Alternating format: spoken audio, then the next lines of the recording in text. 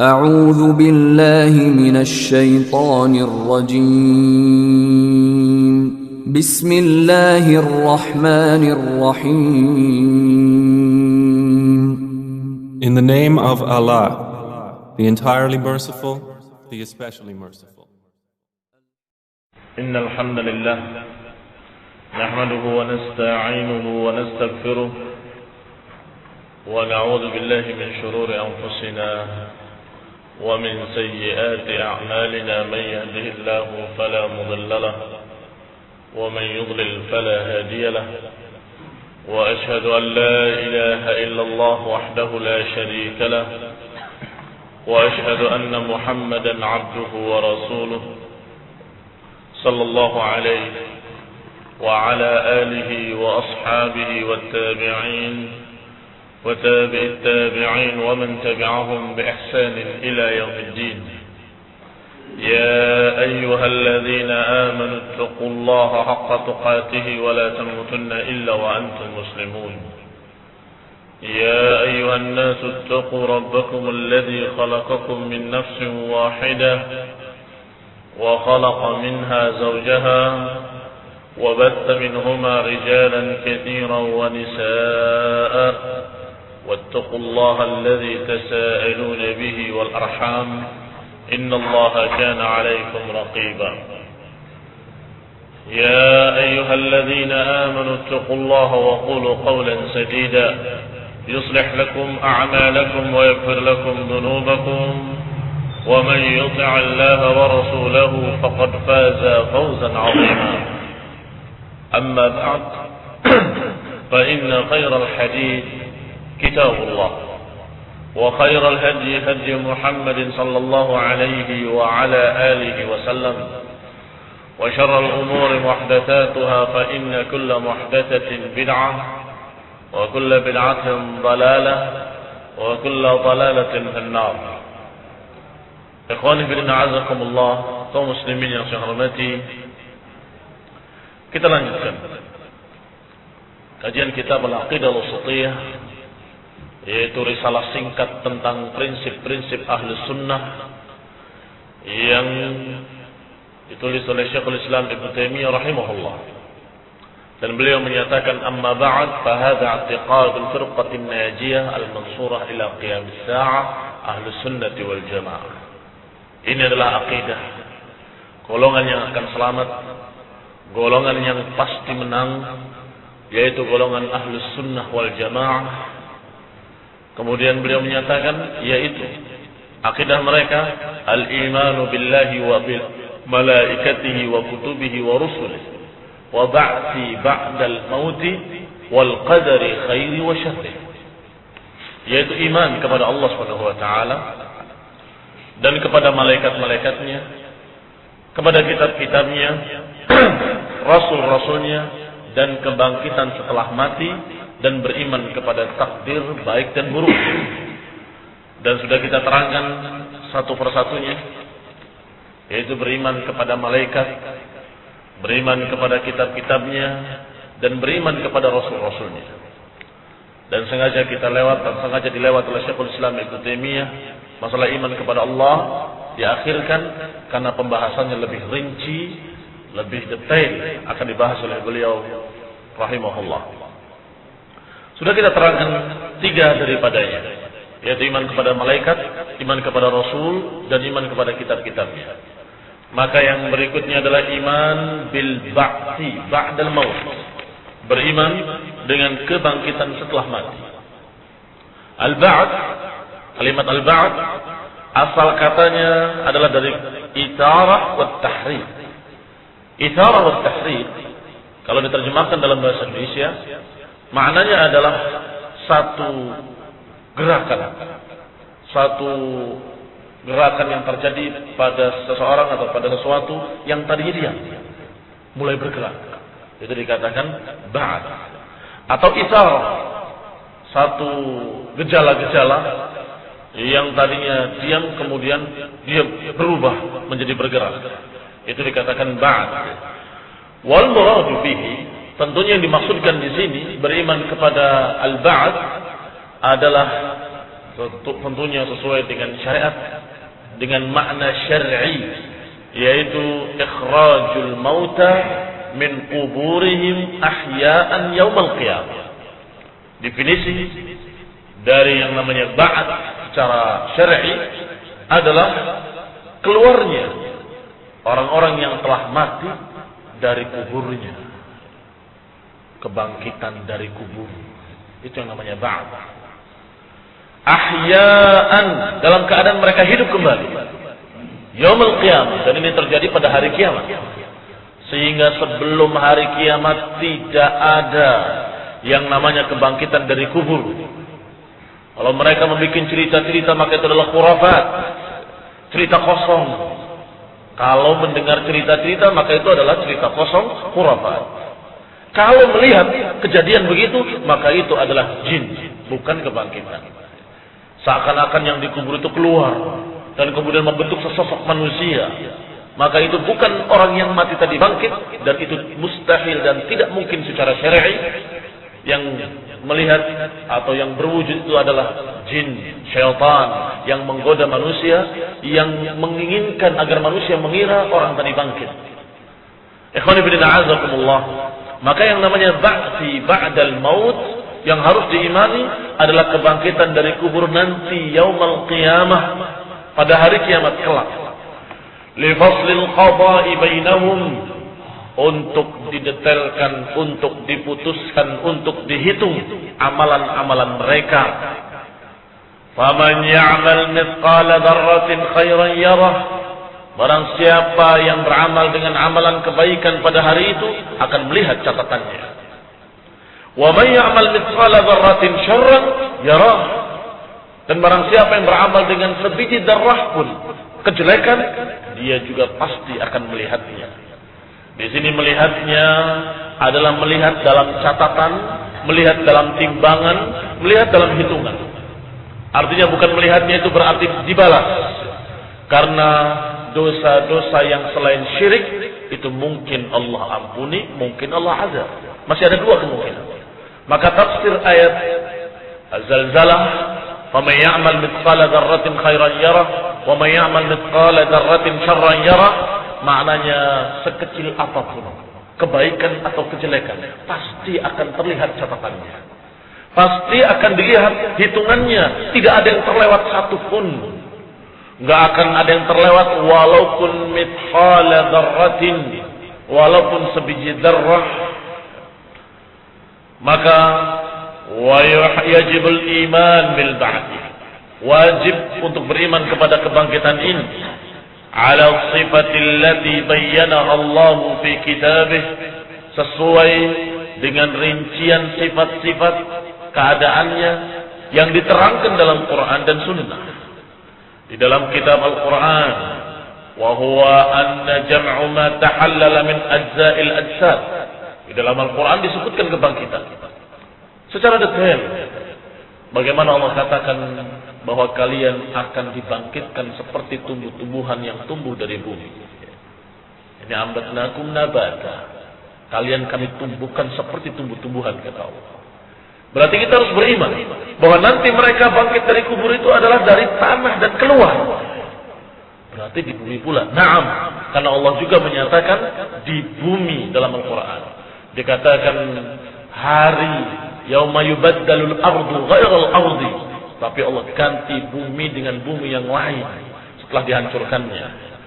Artinya dalam keadaan buminya merupakan hamparan yang rata, yang dikatakan tanpa gunung-gunung di sana dan tanpa ada jurang-jurang di sana, dalam keadaan datar, dalam keadaan hamparan. Ikhwani fillah azakumullah. Disebutkan pula di dalam hadis-hadis tentang detailnya ketika Allah turunkan hujan ketika itu. Dan kemudian dengan hujan itu muncullah dari bumi seperti tumbuh-tumbuhan manusia seluruhnya, tidak terkecuali. Dari Adam alaihissalam sampai manusia terakhir di akhir zaman dibangkitkan ketika itu dan dikumpulkan di mahsyar, tempat berkumpulnya manusia. Dan kemudian disebutkan pula dalam Quran dan Sunnah tentang bagaimana kejadian demi kejadian pada masa-masa itu, yaitu masa kebangkitan di padang mahsyar, dikumpulkannya mereka, dihitungnya mereka, dihisabnya mereka, dan ditimbangnya amalan-amalan mereka. Itu semuanya wajib diimani. Qala tahallala min ajza'il ajza', berkumpulnya semua anggota-anggota badan, serpihan-serpihan badan itu berkumpul dan kemudian membentuk kembali manusia. Allati kanat fid dunya wa insya'uha khalqan jadidan, dan kemudian Allah jadikan makhluk yang baru. Wa i'adatul hayati ilaiha, dan Allah tiupkan kehidupan kembali pada orang-orang tadi. Wa munkirul ba'til jismani kal falasifati wan nasara kafir.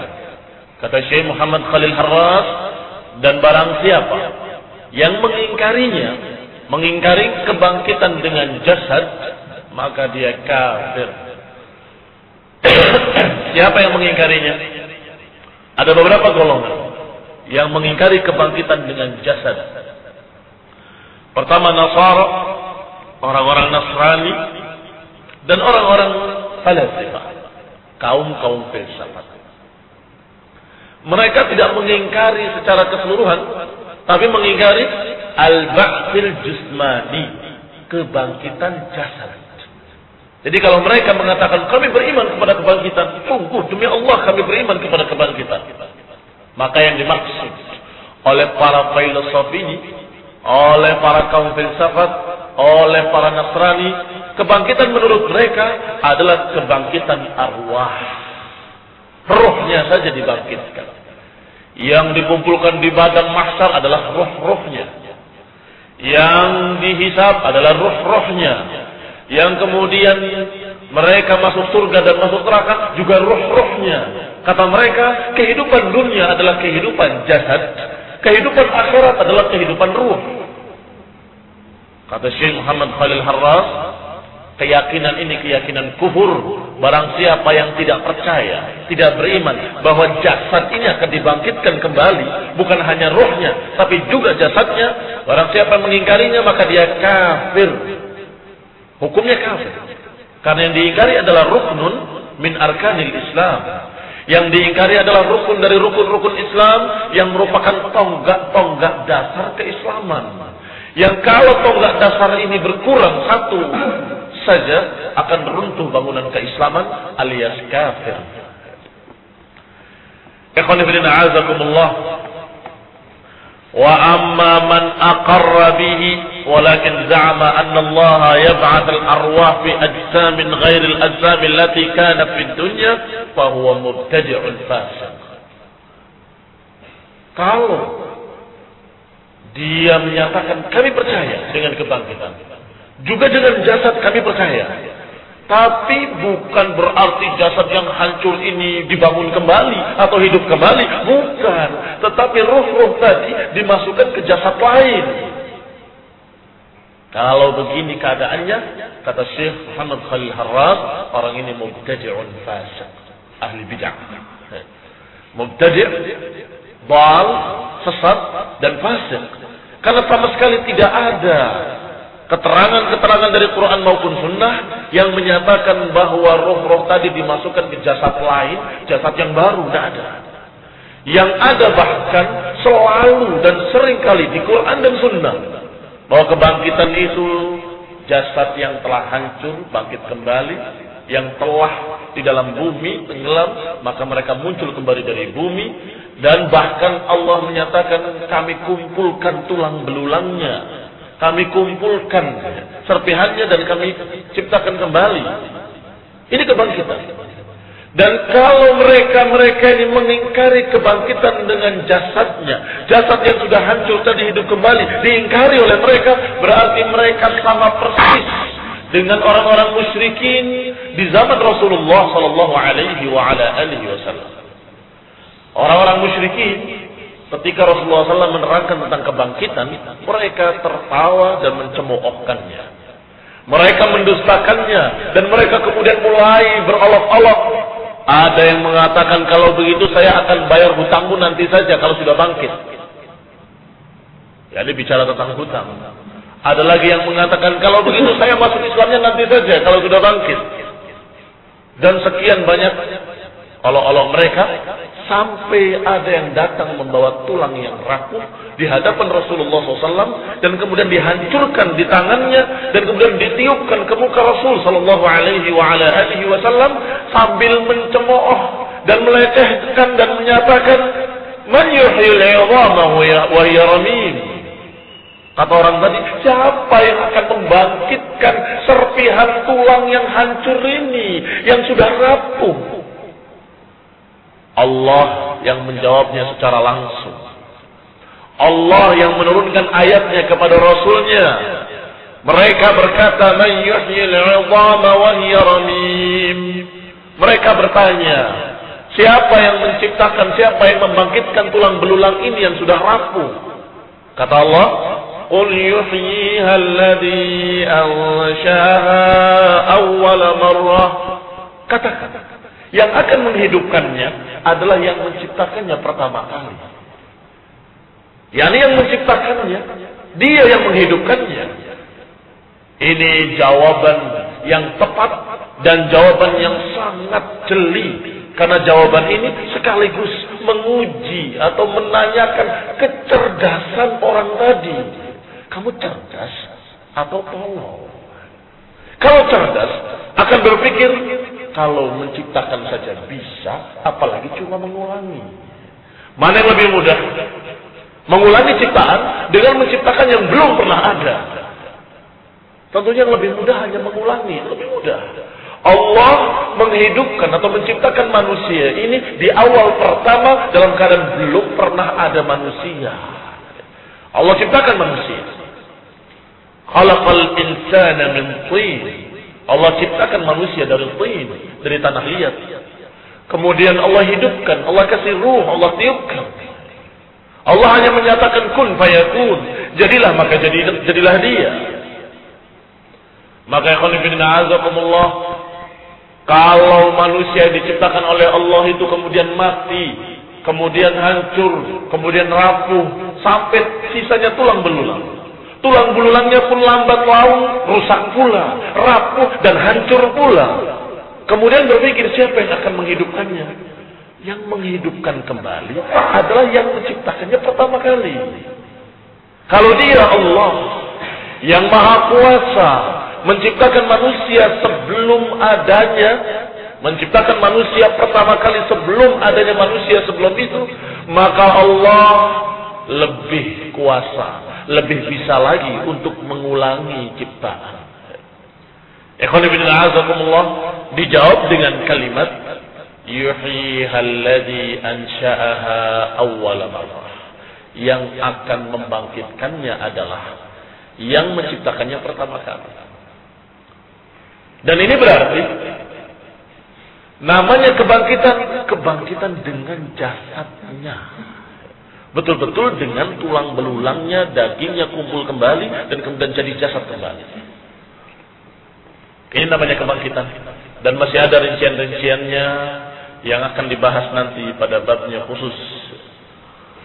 Wa ammal qadar. Kemudian beriman kepada takdir.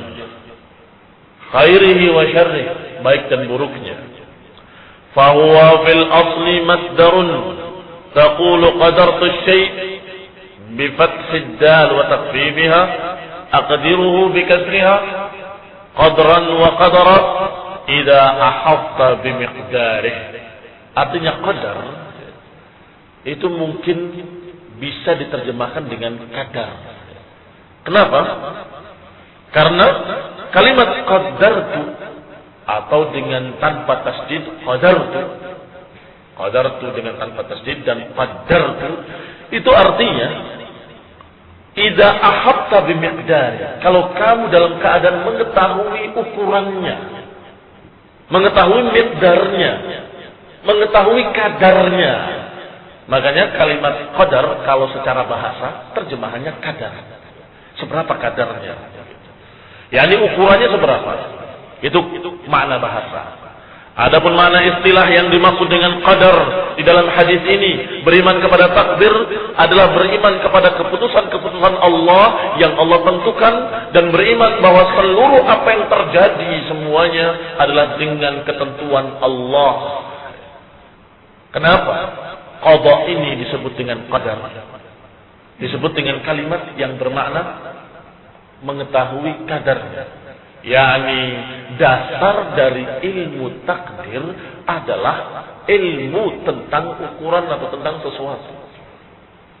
Yakni ketika kita beriman bahwa semua yang ditakdirkan oleh Allah, kita harus ingat bahwa Allah Subhanahu wa taala Maha tahu. Orang ini akan berbuat begini, orang ini akan berbuat begitu, dan seterusnya. Sehingga kalau seorang mengingkari takdir, berarti dia mengingkari ilmu Allah. Berarti mengingkari bahwa Allah mengetahui apa yang akan terjadi. Oh, ini bukan diciptakan oleh Allah, tapi kita sendiri yang menciptakan dan kita sendiri yang menentukan. Saya mau ini, saya mau itu. Jadi kalau engkau belum memilih, Allah belum tahu begitu. Hati-hati. Hati-hati kalau ngomong. Kalau menyatakan bahwa itu adalah ikhtiar atau itu adalah perbuatan kita, kita yang menentukan, kita yang menakdirkan, bukan Allah yang menakdirkan, berarti kamu menganggap Allah tidak tahu apa yang akan kamu kerjakan. Padahal Allah Maha alim, Maha mengetahui makana wa ma yakunu wa ma sayakunu wa ma lam yakun kaifa kana. 4 ilmu Allah. Allah Maha tahu amalan yang telah terjadi, yang sedang terjadi, dan yang akan terjadi, dan yang keempat, amalan yang atau sesuatu yang tidak terjadi, bagaimana kalau terjadi? Itu semua Allah Maha tahu. 4 ilmu ini, yakni semua kejadian yang telah terjadi, yang akan terjadi, yang sedang terjadi, dan yang tidak terjadi, bagaimana kalau terjadi? Apa contohnya yang keempat ini? Contohnya yang keempat adalah kembalinya manusia ke dunia lagi setelah kebangkitan. Yakni ketika manusia di padang mahsyar dalam keadaan menyesal dan mengatakan, ya Allah, kembalikan kami ke dunia. Farji'na na'mal salihan inna muqinun. Ya Allah, kembalikan kami ke dunia, kami akan beramal saleh, kami sekarang yakin. Apa jawaban Allah? Kalau dikembalikan ke dunia, niscaya mereka akan kembali berbuat yang seperti dulu. Terjadi apa tidak terjadi? Tidak terjadi. Karena Allah sudah menyatakan tidak ada lagi kesempatan setelah itu. Setelah itu imma surga selama-lamanya, wa imma neraka selama-lamanya. Berarti tidak lagi kembali ke dunia. Tapi Allah Maha tahu bagaimana kalau terjadi. Tidak terjadi, tapi Allah Maha tahu kalau terjadi. Kalau diturunkan kembali ke dunia, niscaya kembali lagi berbuat seperti itu. Kembali lagi berbuat seperti itu dengan berharap nanti kalau sudah dibangkitkan kan bisa balik lagi. Ikhwani fillah azakumullah. 4 ilmu Allah ini menunjukkan bahwa Allah Subhanahu wa taala sudah mengetahui seluruh amal-amal manusia, walaupun belum dia tentukan apa yang akan dia kerjakan. Dan mudah bagi kita untuk mengimani qada wal qadar. Maka yang dimaukan di dalam lisan syariat, di dalam bahasa syar'i, bahwa yang namanya takdir adalah maqadirul asya'i wa azmaniha azalan. Berarti yang namanya takdir adalah ukuran-ukuran sesuatu dan waktu-waktu terjadinya. Ini akan segini ukurannya dan terjadinya sekian, dan kemudian waktunya tanggal sekian, detik kesekian. Tsumma aujadaha biqudratihi. Kemudian Allah takdirkan dengan kekuasaannya, kehendaknya, sesuai dengan ilmu Allah yang Maha tahu. Dan Allah kemudian mencatatnya di Lauhil Mahfuz sebelum terjadinya. Sebagaimana dalam hadis yang sahih, di dalam riwayat-riwayat yang sahih, dalam Sahih Muslim di antaranya disebutkan, awwala ma khalaqallahu al-qalam. Allah pertama menciptakan makhluk adalah pena. Faqala lahu uktub. Kemudian Allah katakan kepadanya, tulislah. Pena tadi menjawab, wa ma aktub. Apa yang aku tulis, ya Allah? Qala uktub kullama huwa kain, tulislah semua apa yang akan terjadi. Ketika diciptakan pena, kemudian dikatakan oleh Allah tulislah, maka pena menjawab, apa yang aku tulis? Tulislah semua yang akan terjadi ilal abad. Diperintahkan untuk menulis catatan-catatan takdir dari awal sampai akhirnya, sampai akhir masa. Dan di dalam Al-Quran juga disebutkan, ma asaba min musibatin fil ardi wala fi anfusikum illa fi kitabim min qabli an nabra'aha.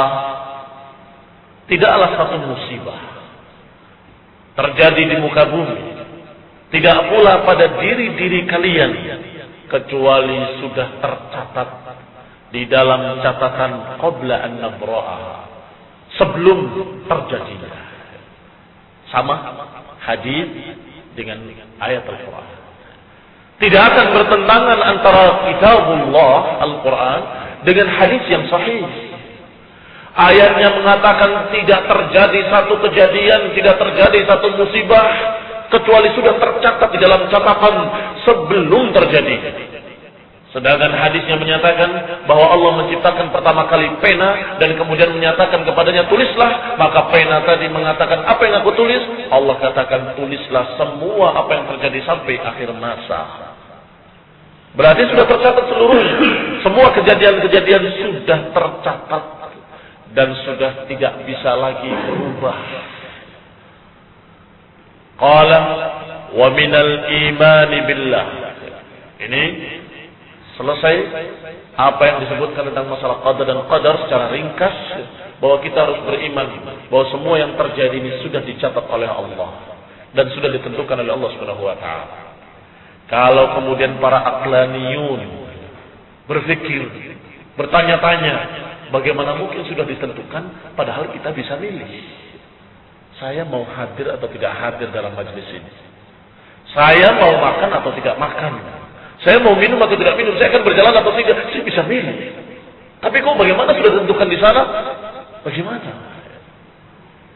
Ini menunjukkan kekuasaan Allah. Ini menunjukkan kekuasaan Allah amat luas, lebih kuasa dari kita, dari kamu, dari saya, dan dari seluruh makhluk-makhluk ini. Kata Imam Ahmad rahimahullah, al-qadar qudratullah. Subhanallah, kalimatnya pun sama. Qadar dengan qudrah. Qudrah artinya kuasa. Qadar artinya takdir. Kata Imam Ahmad, qadar qudratullah. Yang namanya takdir itu kekuasaan Allah. Kehebatan, kekuasaan, kemampuan yang sangat besar dari Allah Subhanahu wa taala, sehingga Allah bisa menentukan sesuatu yang kamu sungguhnya bisa memilih, tapi ketika kamu memilih tidak akan keluar dari apa yang sudah dicatat oleh Allah. Apa yang kamu pilih tidak akan lepas dari apa yang sudah dicatat dan ditakdirkan oleh Allah Subhanahu wa taala. Sehingga pengingkar-pengingkar qadar dari kaum Qadariyah yang mengatakan bahwa ini semua terjadi begitu saja tanpa ada takdir. Dan ini terjadi karena saya memilih yang demikian, bukan karena takdir. Saya menentukan, sekarang saya akan minum, kata orang tadi. Dan saya yang berkuasa dan saya yang menentukan amalan ini. Saya akan minum. Kemudian muridnya itu panas dengan kalimat ini. Dengan pengingkaran terhadap takdir, pengingkaran terhadap apa yang sudah disebutkan dalam Quran sekian kali. Maka dirampas gelasnya dan dipecah. Kemudian bertanya, bagaimana sekarang? Apakah kehendakmu yang terjadi atau kehendak Allah? Dia diam, tidak bisa menjawab. Dia sudah menentukan, saya akan minum.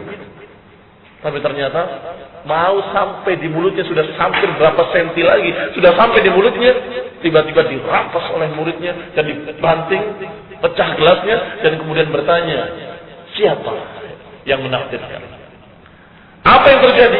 Apakah yang kamu takdirkan atau yang Allah takdirkan? Diam. Diam itu artinya dia tidak bisa menjawab bahwa ternyata memang dirinya tidak kuasa sama sekali. Mulut yang ada di mukanya, tangan yang ada di badannya tidak bisa dia gunakan sekehendak dia. Dia inginnya minum, ternyata gagal.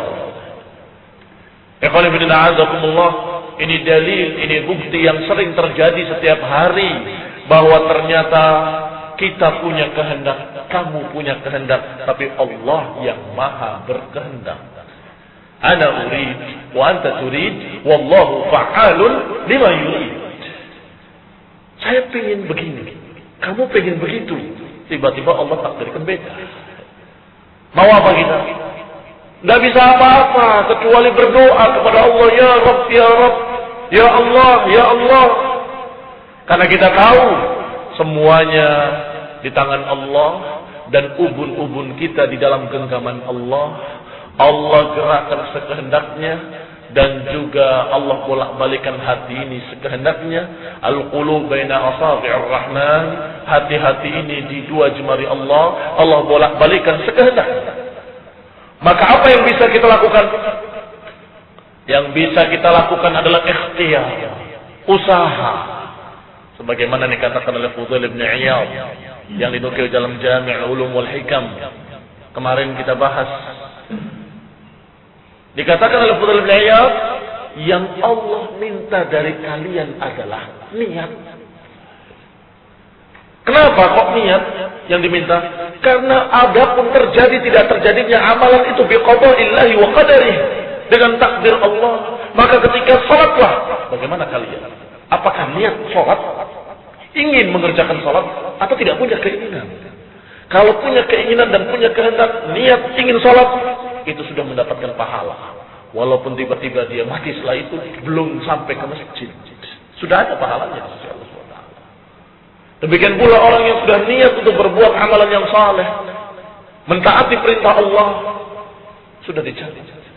Kenapa dikatakan yang diminta oleh Allah niatnya? Karena untuk masalah qada wal qadar atau untuk amalan-amalan tadi, kadang manusia berhasil dalam usahanya, kadang tidak berhasil. Kadang dia berhasil dalam ikhtiar, kadang-kadang tidak berhasil ikhtiarnya. Dia ikhtiar pengen berbuat, tapi gagal. Maka sudah mendapatkan pahala ikhtiar. Ikhwan fillah azakumullah, hikmah dari beriman kepada qada wal qadar adalah kita akan menjadi orang yang sabar dan kita akan menjadi orang yang istiqomah. Sabar ketika mendapatkan musibah dan istiqomah ketika mendapatkan berbagai macam ujian. Saya bedakan antara ujian dengan musibah. Karena ujian tidak mesti dengan musibah. Kalau ujian lebih umum sifatnya, bisa dengan musibah-musibah, bisa dengan sebaliknya. Yani dituangkan kepada kalian dunia, itu pun ujian. Itu juga sama, merupakan bala.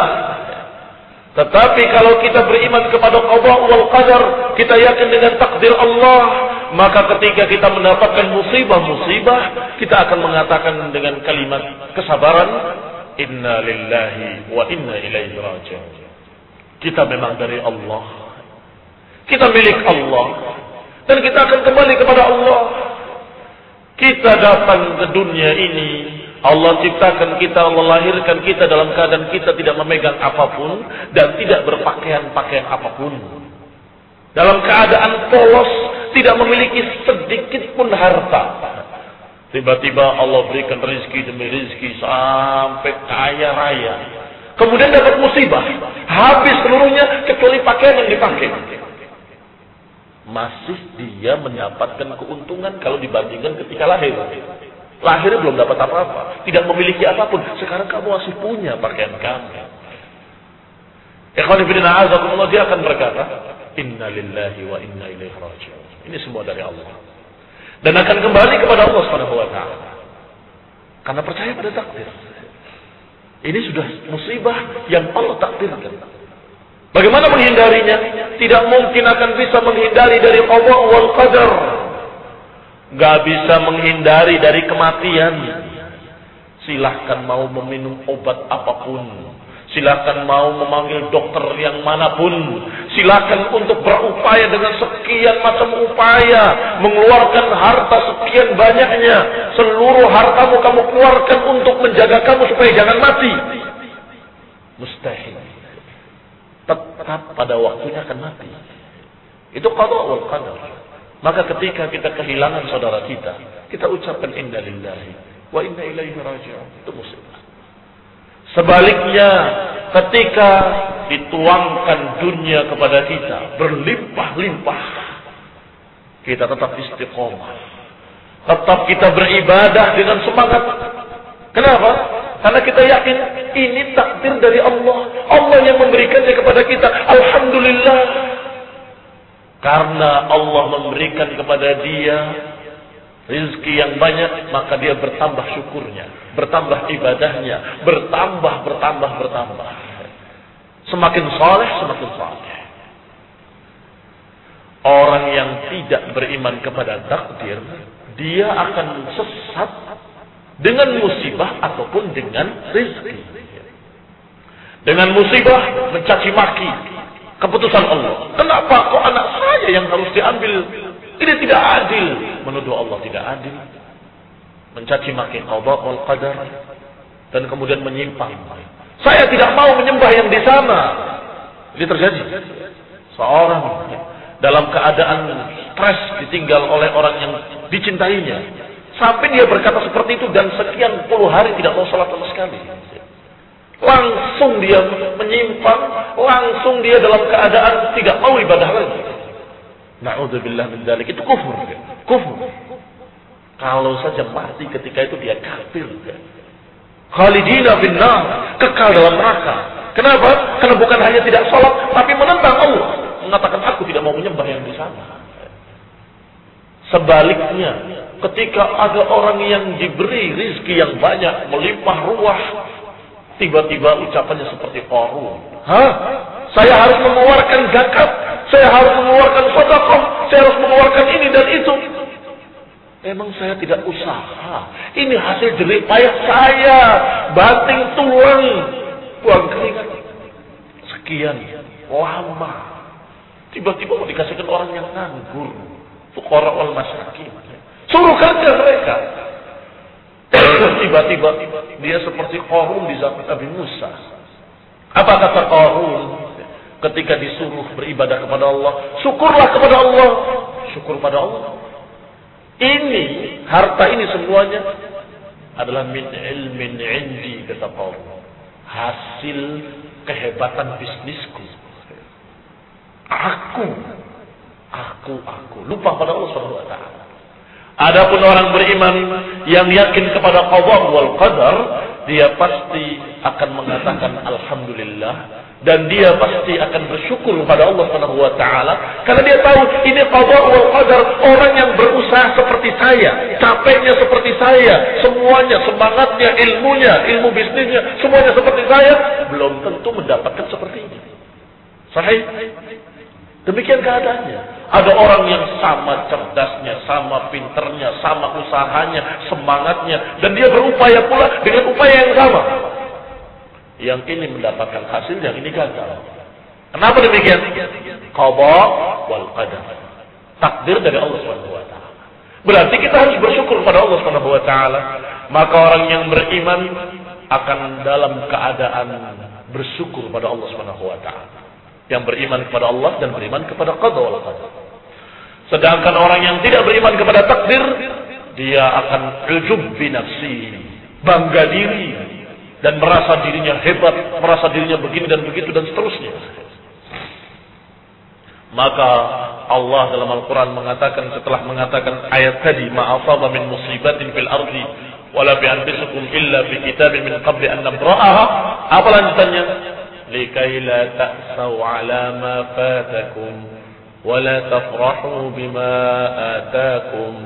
Agar kalian jangan putus asa dari apa yang hilang dari kalian, dan jangan kalian terlampau gembira dengan apa yang datang pada kalian. Kalau hilang dari kita tidak putus asa, hanya menyatakan inna lillahi wa inna ilaihi raji'un dan berupaya lagi, berusaha lagi dan berdoa lagi. La ta'saw, tidak putus asa. Ala ma fatakum, atas apa yang tidak didapatkan.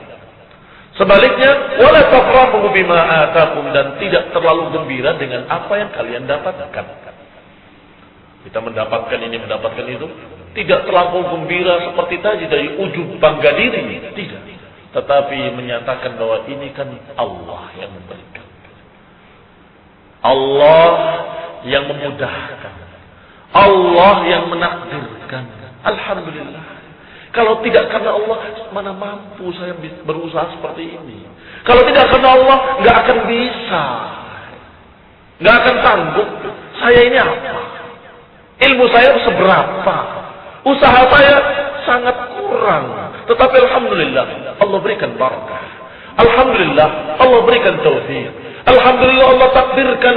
Allah berikan rezekinya kepada kita. Alhamdulillah. Maka ini semuanya saya berikan sebagian besarnya kepada ini, kepada orang masakin, kepada untuk Allah Subhanahu wa taala. Fi sabilillah. Saya dapat dari Allah dan saya gunakan untuk di jalan Allah. Sehingga mereka-mereka ini dalam keadaan menakjubkan. Sampai kita melihatnya itu kejadian hanya dalam cerita, dalam dongeng. Sahabat Abu Bakar Siddiq yang memberikan seluruh hartanya, padahal beliau kaya. Sampai ditanya, apa yang kau tinggalkan untuk keluargamu? Untuk keluargaku aku tinggalkan Allah dan Rasulnya. Jadi aku tinggalkan keimanan mereka. Mereka akan sabar dengan keimanan mereka. Kita geleng-geleng dan menyatakan kita tidak akan sanggup seperti itu. Umar bin Khattab memberikan setengah hartanya. Dan kemudian ditanya, apa yang kau tinggalkan untuk keluargamu? Aku tinggalkan untuk keluargaku. Seperti itu juga. Ikhwan fillah azakumullah, alhamdulillah Allah dengan rahmatnya dan kasih sayangnya tidak mewajibkan untuk memberikan seluruhnya atau setengahnya. Dan tidak pula mewajibkan seperempatnya. Tidak pula 10%-nya tidak. Diwajibkan hanya 2,5%. Yang lainnya sukarela. Subhanallah. Masa kewajiban yang 2,5% setelah nisab itu pun masih diakal-akali dengan kalimat-kalimat, dengan ucapan-ucapan, dengan hilah, dengan hiyal supaya tidak kena zakat. Na'udzubillah min dzalik. Ini karena mereka tidak beriman kepada qada wal qadar. Kalau beriman kepada qada wal qadar, ini dari Allah. Dan kalau saya berikan di jalan Allah, Allah akan berikan kembali. Dan subhanallah, tidak ada yang kelaparan karena sedekah. Karena Rasulullah SAW menyatakan la yanqusu malun min sedekah. Tidak berkurang harta dengan sedekah. Hitungan kalkulator enggak kepake. Karena ini adalah hitungannya hitungan iman. Tidak berkurang harta dengan sedekah. Ikhwan fillah azakumullah. Keyakinan-keyakinan para sahabat itulah yang menjadikan mereka beda dengan kita. Keyakinan terhadap Allah, keyakinan terhadap takdir, keyakinan terhadap qada wal qadar, itu yang membedakan semangat beramal mereka, semangat jihad mereka, semangat infak mereka, semangat amal saleh mereka. Beda. Maka ikhwan fillah azakumullah, Syekhul Islam Ibnu Taimiyah di dalam risalah ini menyatakan bahwa akidah Ahlus Sunnah adalah 6 tadi. Dan sudah kita bahas 5, dan insyaallah kita akan bahas tentang masalah beriman kepada Allah Subhanahu wa taala secara rincinya pada kajian yang akan datang باذنillah taala. Subhanakallahumma bihamdik asyhadu an la ilaha illa anta astaghfiruka wa atubu ilaik. Wassalamu alaikum warahmatullahi wabarakatuh.